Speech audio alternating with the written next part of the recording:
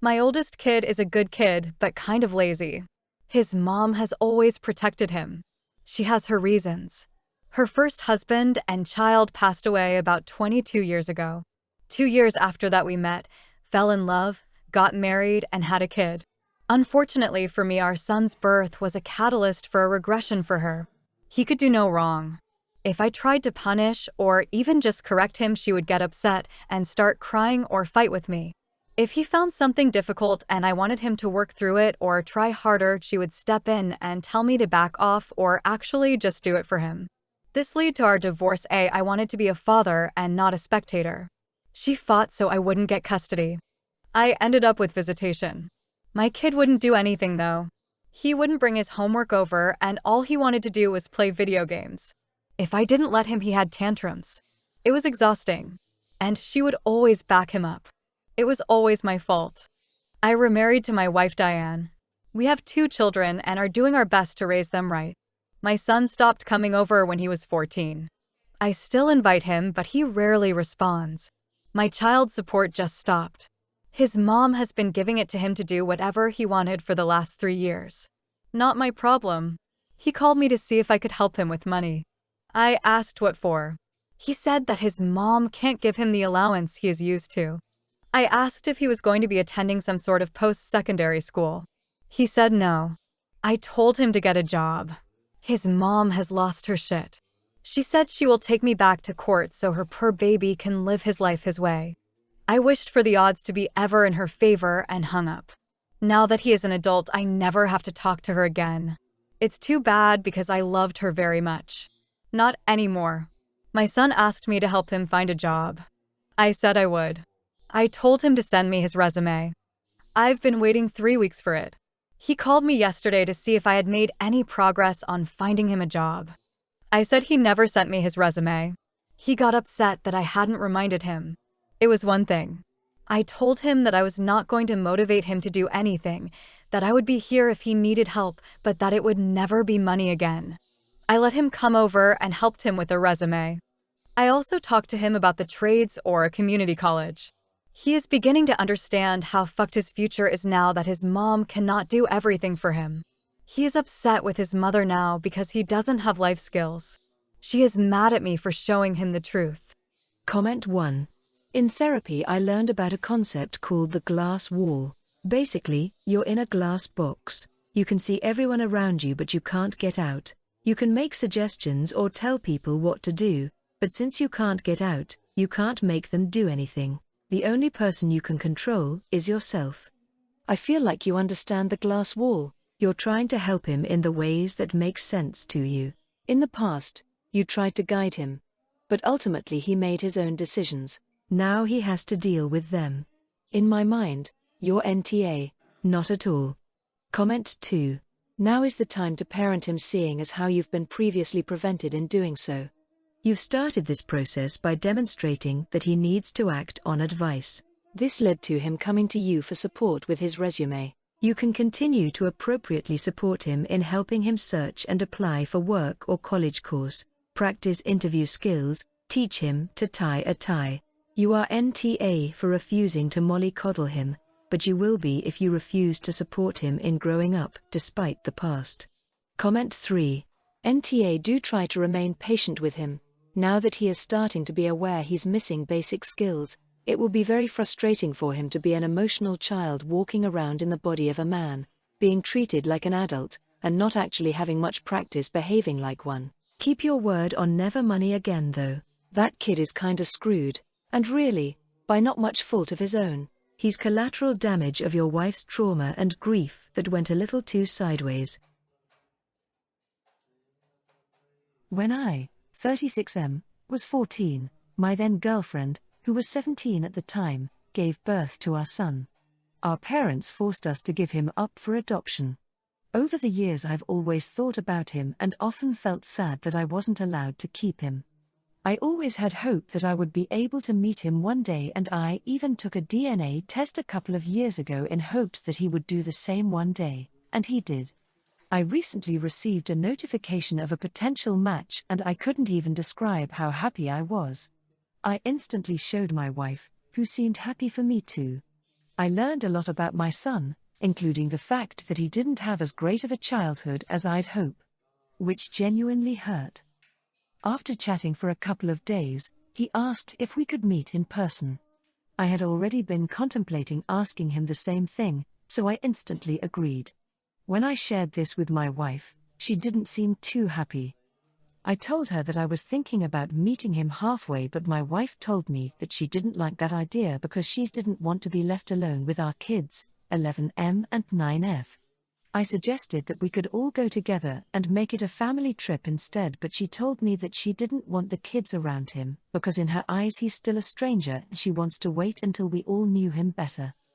I told her that even if we all went, she and the kids didn't need to be present during the meeting and can spend the time I'm not with them doing something fun together, but she was still hesitant.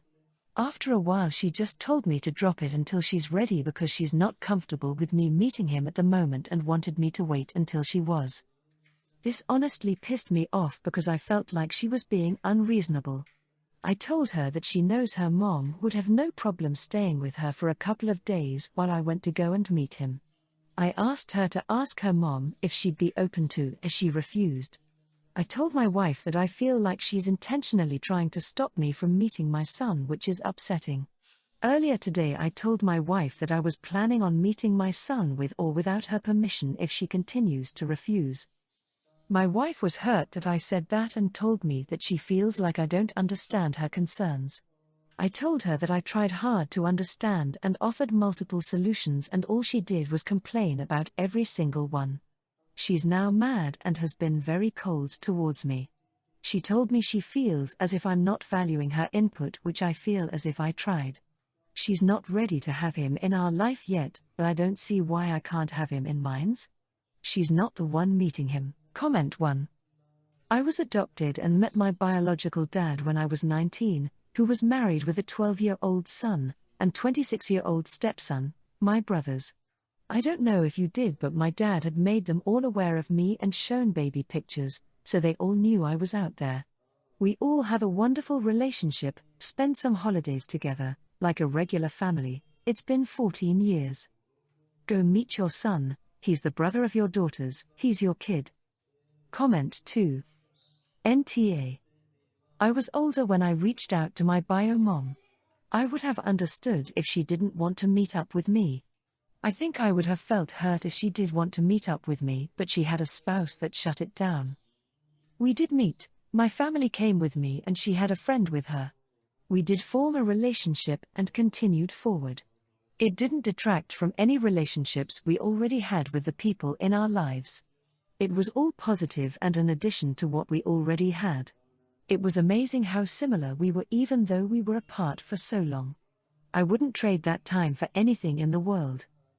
I hope you get to meet him. Comment 3. NTA. Blanketly forbidding a spouse to do a natural and reasonable thing is no way to operate in a partnership. We shouldn't seek to be controlling our partners. But it doesn't sound like your wife is being very clear about what her actual concerns are. Ask her about what exactly is the worst that could happen that she's worried about. Then have a discussion about how those risks or fears can be managed. My brother had 2 kids with his ex by the time he was 21. He stuck around for a couple of years, but when they broke up he left the kids too. He paid no child support, made no effort to keep in touch with the kids, did not check if they were okay, nothing. The rest of my family let the relationship drop too, but I, 38M, was the exception. I stayed part of my niece and nephew's lives. I still have a good relationship with them today and they're close to my kids. 5 years ago my brother got married and now he's expecting baby number 3 with his wife. After settling into family life he started to think more about his oldest 2 and he made the decision to reach out to them.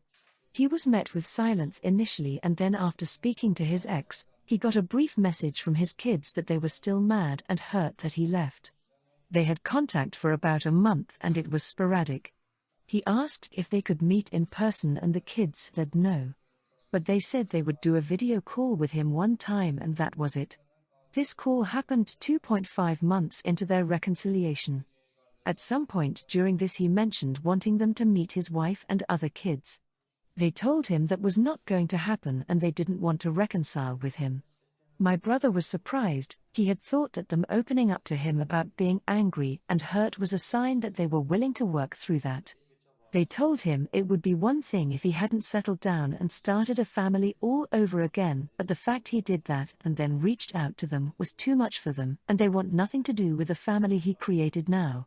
This led to a back and forth where he said they have younger siblings and they told him very clearly they will never acknowledge or accept them as siblings and they will never accept him as their dad and he needs to move on. I spoke to my niece and nephew after the call. They reached out to me, and they said it was good to close that door and to have the decision be their own. They felt like they got closure. My brother wasn't prepared for the outcome, and his wife is furious that my niece and nephew rejected them for existing. She started bad-mouthing the kids at my parents' house in front of all of us. My brother told her to stop. But she told him they should be ashamed of themselves for reacting like spoiled brats who don't get their way and punishing innocent children when they're supposed to be grown adults now. I told Sil she should be ashamed of herself for talking like that about the kids my brother abandoned and didn't give a second thought to until he had settled down with her and their kids. I told her she should learn to be a mature adult and accept that his actions had consequences and this is one of them. Cue her being offended and saying I have no right to speak to her that way and some of my family telling me I should have said nothing. Comment 1. NTA She needs to understand that what her husband did was disgusting and he doesn't deserve forgiveness. She is owed absolutely nothing, and you were right to shut her down. Her and her children are nothing to them, and she has no right to expect they want to embrace any of them. Good for you, not sitting by and letting her have a tantrum about a situation that doesn't revolve around Sil. OP comment. She actually thinks the kids' actions are more disgusting, believe it or not. She said they know the pain of rejection and yet do the same to her children, and it boggles my mind. The way she can blame them so fiercely and yet acts like my brother did nothing wrong. It'll never make sense to me. Comment 2.